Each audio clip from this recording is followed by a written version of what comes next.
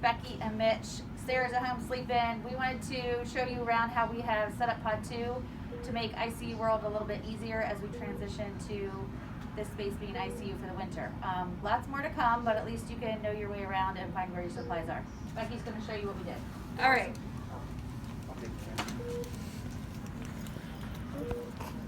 Perfect. Okay, so we just left room 23. We are going into our RN nurses station, which you're all familiar with. Here's our Pyxis. Back right before the Pyxis, that's where all of our taps are going. It is above the sink.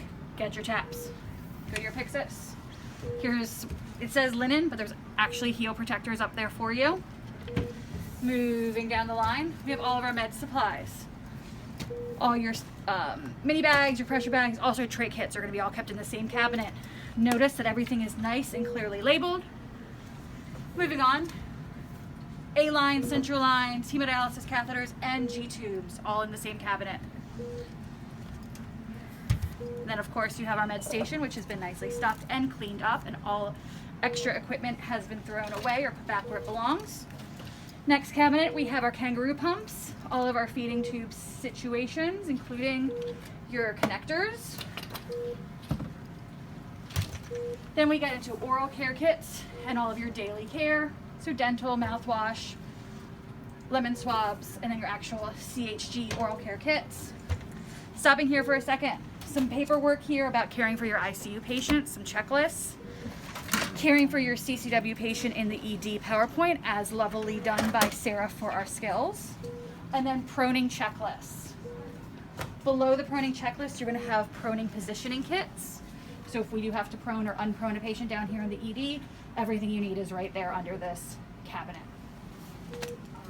Continuing on down the line, all your SCDs, pumps, tubing, as well as the actual leg color covers.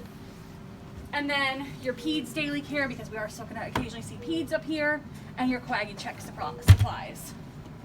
We have 4 printers charging and ready to go, and your POC glucometer is still living here as well.